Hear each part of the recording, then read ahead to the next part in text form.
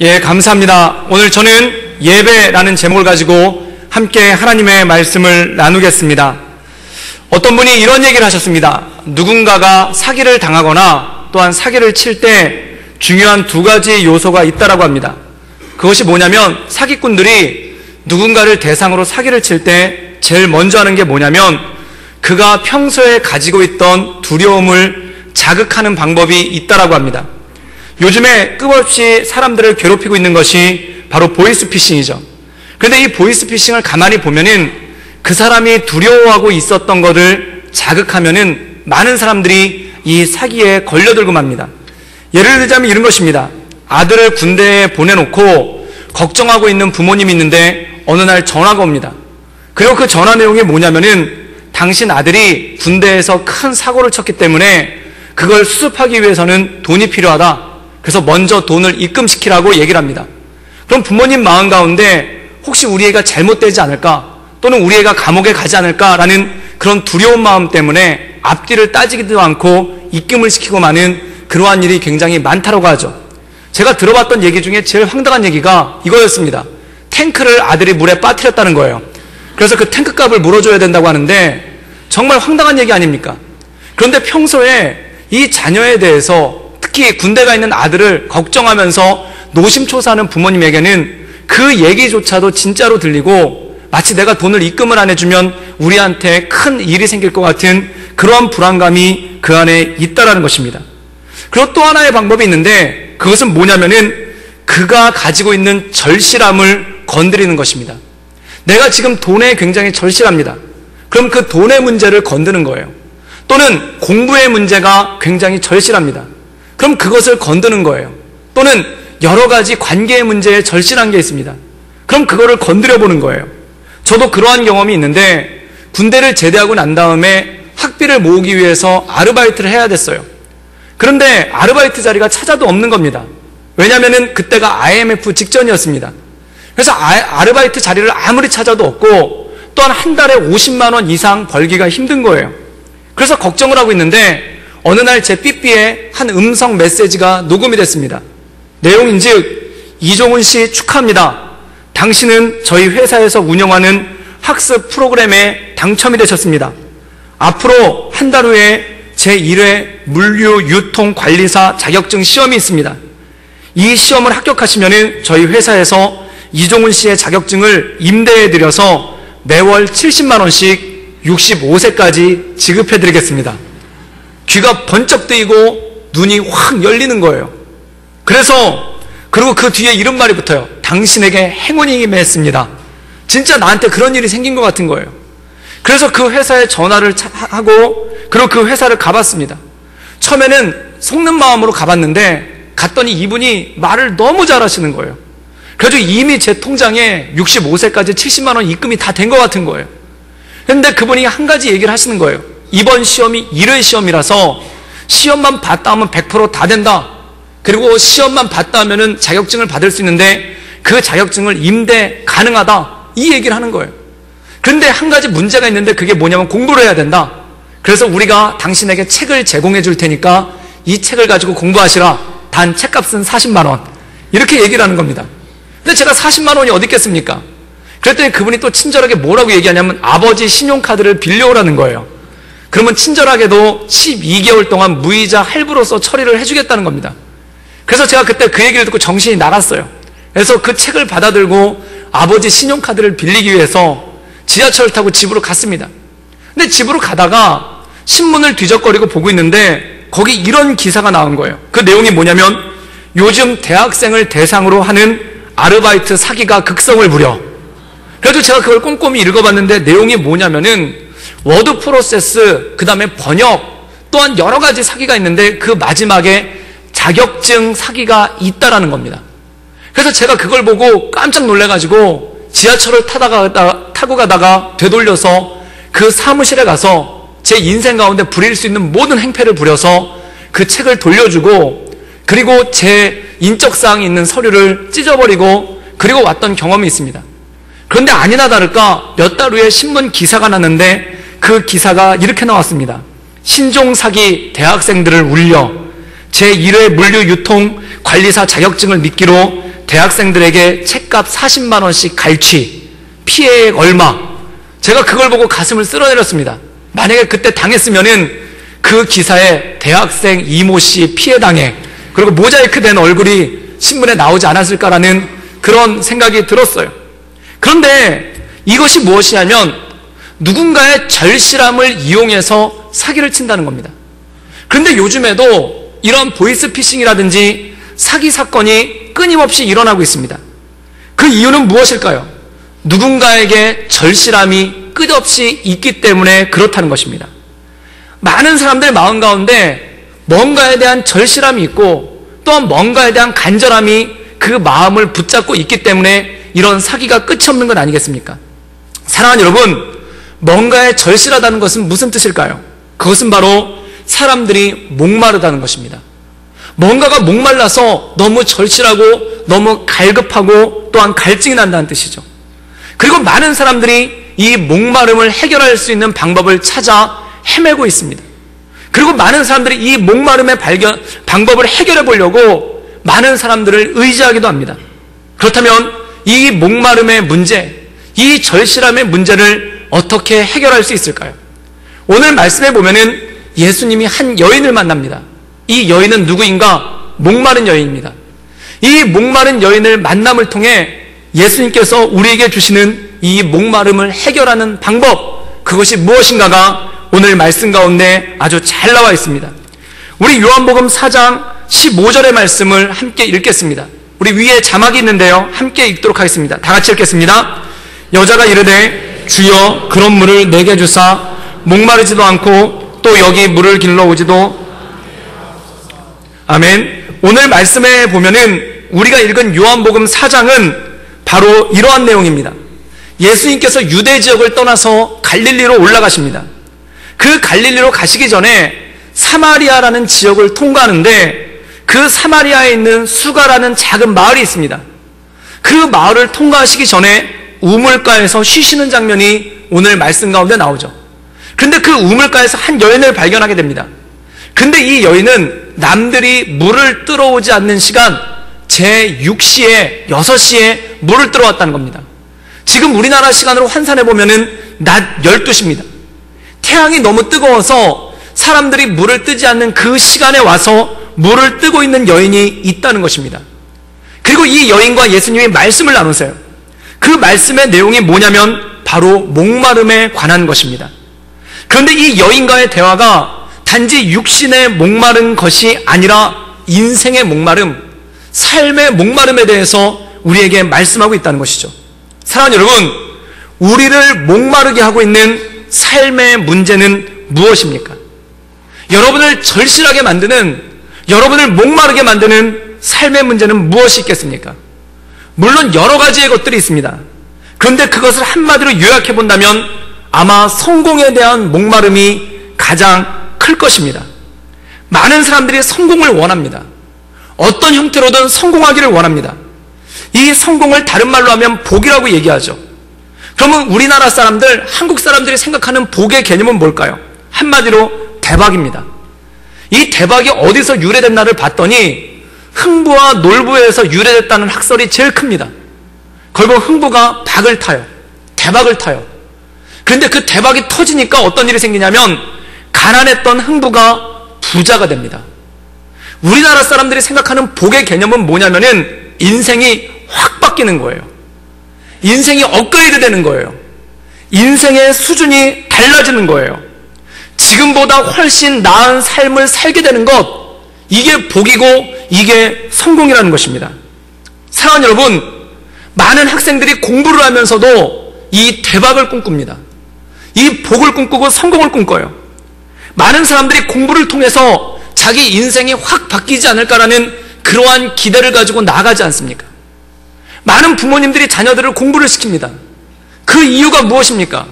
이 공부를 통해서 우리 자녀들이 좋은 대학을 가고 또한 좋은 직장을 잡아서 그들의 인생이 확 바뀌었으면 좋겠다라는 그러한 간절한 소망 때문에 많은 부모님들이 그 어려운 살림에도 돈을 쪼개서 아이들을 공부시키지 않습니까? 또 사회생활을 하면서도 그렇습니다. 사업을 시작하면서 내가 이 사업을 통해서 내 인생이 확 바뀌었으면 좋겠다. 그리고 직장에 들어가서 이 직장에서 승승장구해서 내가 승진을 하고 나중에 높은 자리에 올라가서 내 인생, 내 가족의 인생들이 확 바뀌었으면 좋겠다라는 그러한 마음을 가지고 성공을 꿈꾸며 직장 생활을 하지 않습니까? 그런데 문제는 이것입니다. 처음에는 대박을 꿈꾸고 시작했는데 나중에는 쪽박이 되지 않을까 두려워져요. 처음에는 성공을 바라고 처음에는 훨씬 나은 삶을 생각하면서 시작했는데 나중에는 훨씬 나은 삶은 고사하고 남들보다 뒤처지지 않을까 하는 두려움이 우리 마음 가운데 생기기 시작합니다. 여러분, 자녀를 키울 때도 마찬가지예요. 처음에 자녀가 태어났을 때 이 자녀가 천재처럼 보여요. 좀만 일찍 걸으면 얘는 운동의 천재가 아닐까? 좀만 얘가 응얼거리고 말을 하는 것 같으면 얘는 언어의 천재가 아닐까? 얘가 좀만 빨리 노래하는 것 같으면 얘는 음악의 천재가 아닐까? 어떤 집사님이 저를 보고 이런 말씀을 하시는 거예요. 우리 애가 신문을 본다는 거예요. 한 돌밖에 안 된 애가 신문을 본대요. 그래서 제가 나중에 찾아가 봤더니 신문을 보는 게 아니라 신문을 찍고 있어요. 근데 그 엄마 눈에는 그게 보는 걸로 보이는 거예요. 왜 그럴까요? 기대를 가지고 보니까 그래요. 이 아이가 성공했으면 좋겠다. 이 아이가 잘 됐으면 좋겠다. 정말 이 아이가 천재까지는 아니더라도 영재였으면 좋겠다라는 그 기대를 가지고 본다는 겁니다. 근데 문제는 뭐냐면 아이를 키울 때 우리는 심각한 도전을 받습니다. 이 아이가 남들만큼만 살아도 좋겠다라는 생각을 가져요. 최소한 남들보다 뒤처지지는 않았으면 좋겠다라는 그런 기대가 생겨요. 그리고 최소한 뒤처지더라도 너무 많이 뒤처지지는 않았으면 좋겠다라는 그런 기대가 생기지 않습니까? 사랑하는 여러분, 우리가 목마른 이유는 무엇일까요? 성공을 원했는데 어느 정도 살다 보면 이제 성공은 고사하고 뒤처지지 않으려고 발버둥치는 그러한 절실함, 그리고 뒤처지더라도 너무 많이 뒤처지지 않았으면 좋겠다는 그 절실함과 간절함이 우리를 목마르게 하지 않습니까? 또 사람은 자기를 자꾸 부풀리려고 합니다. 왜냐하면 뒤처진다고 생각할 때, 남들이 생각하는 것만큼 성공하지 못했다라고 생각할 때, 자기가 기대하는 것만큼 성공하지 못했다라고 생각할 때 자기를 부풀려요. 마치 개구리가 적을 만났을 때 공기를 입에 불어넣어가지고 몸을 크게 만드는 것과 마찬가지로 자기를 부풀려요. 그래서 뜻하지 않게 누군가를 만나면 자랑도 하게 되고, 뜻하지 않게 누군가를 만나게 되면 과장도 합니다. 여러분, 그래서 오랜만에 동창회를 갔다 오면은 오랜만에 친구들을 만나서 기분이 좋기도 한데 오면서 마음 한켠이 씁쓸해요. 그 이유가 뭘까요? 나만 빼고 다 잘 되는 것 같아요. 남들은 다 번듯하게 살고 있는 것 같은데, 남들은 일이 다 술술술 잘 풀리는 것 같은데 나만 구질구질하게 살고 있는 것 같은 그러한 두려움이 마음에 온다는 것입니다. 또한 다른 사람들 자식들은 다 잘 되는 것 같은데 우리 애만 뒤처지는 게 아닌가라는 그러한 마음의 어두움이 오기 시작해서 마음이 우울해져요. 그러나 사랑하는 여러분, 안심하시기를 주님의 이름으로 축복합니다. 왜 그런가? 그들도 부풀렸어요. 그리고 모르긴 몰라도 나도 어느 정도 부풀렸을 겁니다. 그런데 내가 부풀린 거는 기억 못하고 그들이 부풀린 것만 진짜 같아요. 그러니까 나만 뒤처진 게 아닌가, 나만 낙오된 게 아닌가라는 그러한 마음의 속상함이 온다라는 것이죠. 사랑하는 여러분, 이것이 바로 사람의 목마름입니다. 그 목마름 때문에 성공하기 위해서 또는 뒤처지지 않기 위해서 너무나 갈급함을 가지고, 너무나 절실함을 가지고, 그리고 내 문제는 어떻게 해결됐는데 혹시 내 자녀가 뒤처지지는 않을까, 혹시 내 자녀가 잘못되지는 않을까 하는 그 갈급함이 온다는 거죠. 많은 아들들이 그런 얘기를 합니다. 아버지보다는 나은 삶을 살아야 되겠다라고 생각을 합니다. 그런데 좀 지나면은 아버지만큼도 살기가 힘들다는 것을 깨닫게 돼요. 그리고 좀 더 지나면은 아버지보다 뒤처지지 않을까라는 그런 생각이 들기도 합니다. 그것이 우리의 갈급함이고, 그것이 우리의 목마름이고, 그것이 우리의 절실함이 아니겠습니까? 그래서 그 목마름을 가지고 나갈 때, 이 목마름을 가지고 얘기할 때 주님께서는 이렇게 말씀하십니다. 이 물을 마시는 자는 다 목마르려니와 내가 주는 물을 마시는 자는 영원히 목마르지 아니하리라.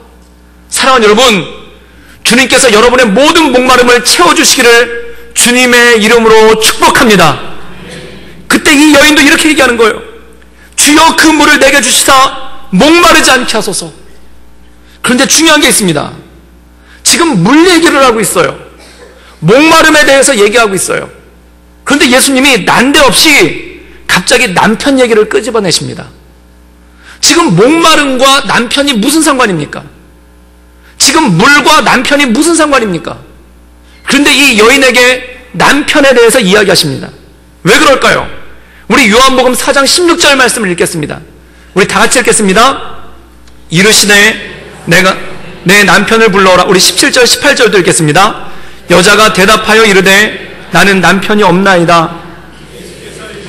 내가 남편이 없다는 말이 옳도다.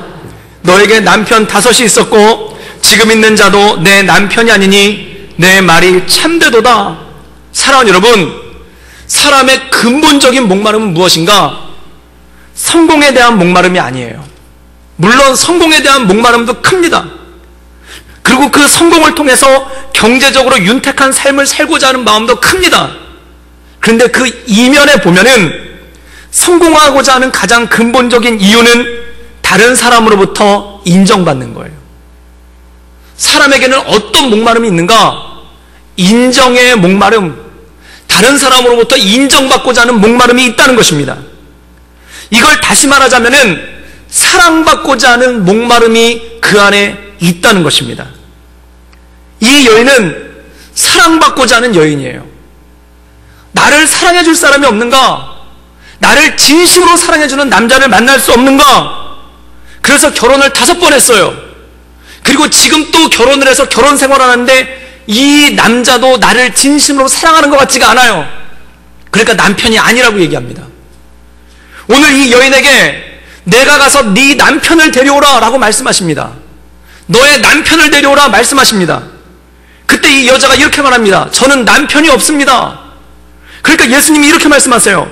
내 말이 옳도다. 너에게 남편이 5이 있었으나 그들도 너의 남편이 아니었고 지금 있는 자도 내 남편이 아니라는 거예요. 이걸 다른 말로 바꾸어 보십시오. 너를 사랑하는 자를 데려오라. 너를 진심으로 사랑한다라고 생각하는 사람을 데려오라. 그때 이 여자가 이렇게 말한 겁니다. 저를 진심으로 사랑하는 자가 아무도 없는 것 같습니다. 그때 예수님이 이렇게 말씀하시는 거예요. 내 말이 옳도다. 너를 사랑하는 사람이 5명이 있었지만 그들도 너를 사랑하지 않았고 지금 있는 그 사람도 너를 사랑하지 않는 것으로 네가 알고 있다. 이겁니다. 사랑하는 여러분, 이 여자는 사랑에 목말라요. 나를 진심으로 사랑해 줄 사람, 나를 온전하게 사랑해 줄 사람, 나를 참되게 사랑해 줄 사람을 찾았어요. 그래서 그런 사람을 만난 줄 알고 결혼을 했어요. 그랬더니 아니에요. 그래서 다시 했어요. 또 다른 사람을 찾았어요. 정말 괜찮은 사람을 만난 것 같아요. 진짜 나를 사랑해주는 사람을 만난 것 같아요. 그래서 결혼했어요. 그런데 살고 보니까 또 아니에요. 그래서 5번을 결혼했는데 다 실패를 했어요. 그리고 마지막 6번째 결혼을 했는데 이 사람도 아닌 것 같은 거예요. 그러니까 남편이 없다라고 얘기합니다. 이 여자는 무엇에 목마른가? 사랑에 목마른 여자예요. 사람에 목마른 여자예요. 여러분, 그렇다면 여러분에게 예수님이 이런 질문을 해본다고 생각해 보십시오. 가서 너의 구역장을 데려오라. 그때 이렇게 말하는 거예요. 저는 구역장이 없습니다. 그때 예수님이 이렇게 말씀하세요. 내 말이 옳도다. 너에게 전에 구역장이 5명이나 있었으나 그들도 너의 구역장이 아니다. 그리고 지금 있는 구역장도 너의 구역장이 아니다. 이게 무슨 뜻일까요? 평생 영적 리더를 찾아다녔다는 거예요. 나를 영적으로 돌봐줄 사람, 나에게 영적으로 상담해줄 사람, 그리고 나를 보살펴줄 사람, 그리고 나를 사랑으로 채워줄 그런 구역장을 찾았는데 없었다는 거예요. 그래서 실망한 거죠. 누군가를 만났을 때 저 사람이 나를 정말 품어줄 그 구역장인 줄 알고 갔는데 몇 번 겪어보니까 아닌 것 같은 거예요. 또한 구역 편성이 될 때 저 구역장님이면은 정말 나의 참된 구역장님이 될 수 있을 것 같다라고 생각이 돼서 이사까지 해가면서 그 구역에 넣어달라고 하면서 그 구역에 들어갔는데 그래서 너무 행복했는데 몇 달 지나 보니까 아닌 것 같은 거예요. 사랑하는 여러분, 여기 목마름이 있지 않습니까? 또 예수님이 이렇게 물어보시는 거예요. 가서 너의 목회자를 데려오라. 이렇게 대답하는 거예요. 저는 목회자가 없습니다. 예수님이 이렇게 말씀하세요. 옳도다. 너에게 5명의 목회자가 있었으나 그들도 너의 목회자가 아니고 지금 있는 목회자도 너의 목회자가 아니니라. 이때 아멘 하시면 안 됩니다. 여러분, 진정한 예수님을 보여주고 싶은 목회자를 찾고 싶은 거예요. 예수님을 닮은 목회자, 정말 예수님을 따라가는 목회자를 찾고 싶은 거예요.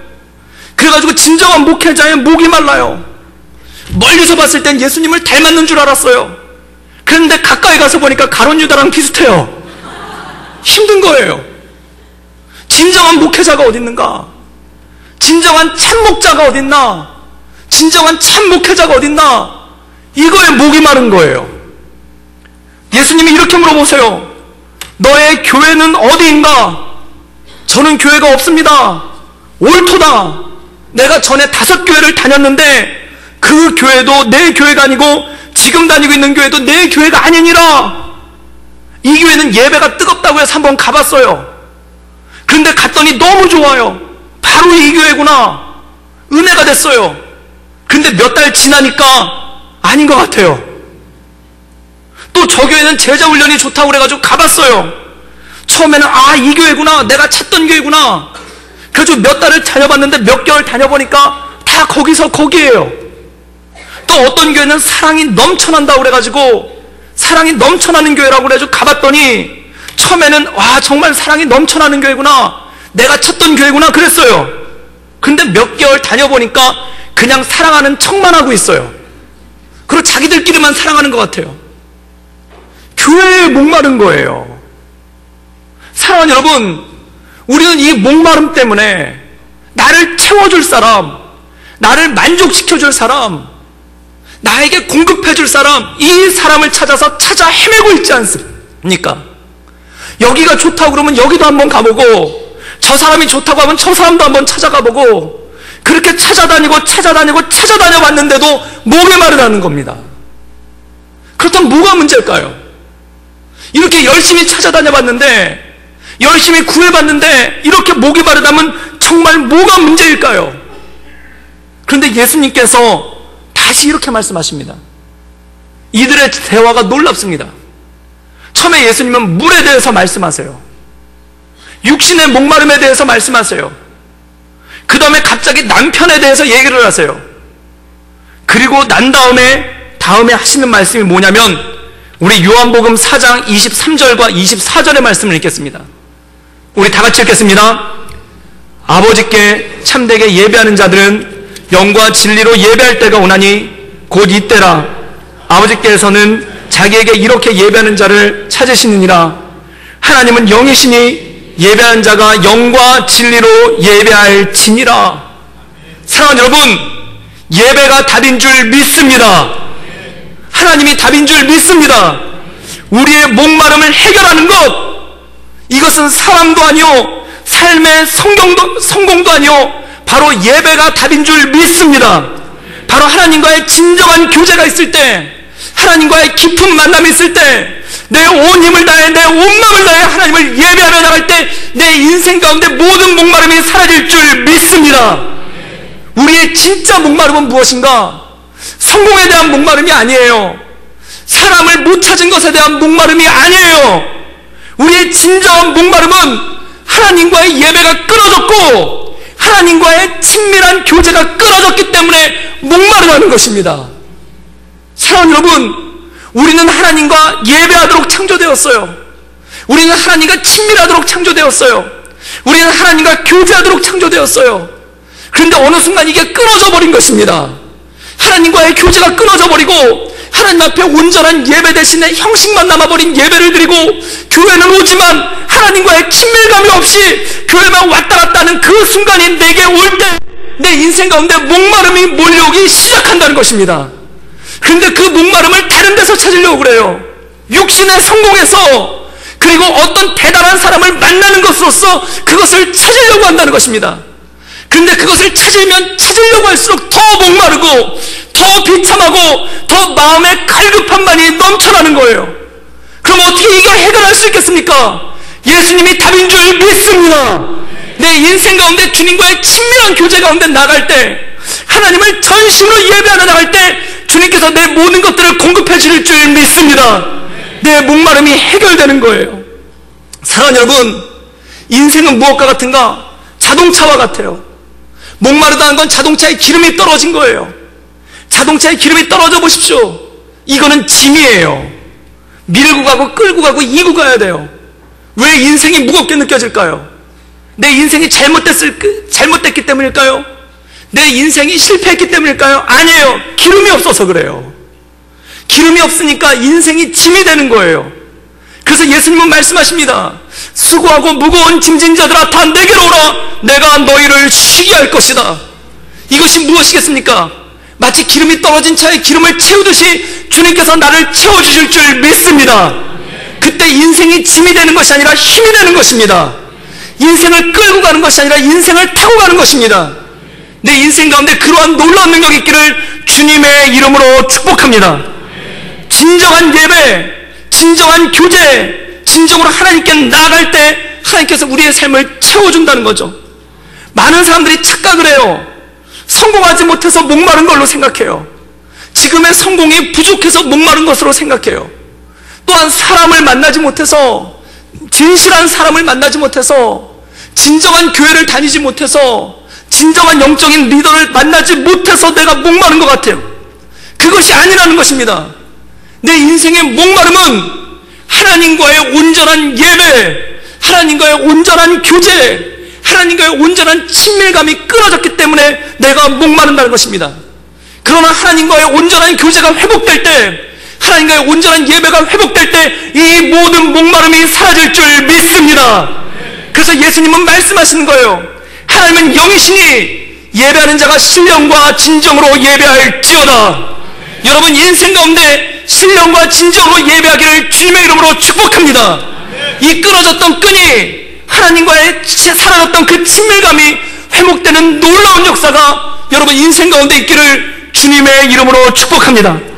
그래서 사도 바울은 이렇게 고백하는 거예요. 우리 빌립보서 4장 11절에서 13절까지의 말씀을 읽겠습니다. 우리 자막을 보시면서 다 같이 읽으시겠습니다. 시작. 내가 궁핍함으로 말하는 것이 아니니라.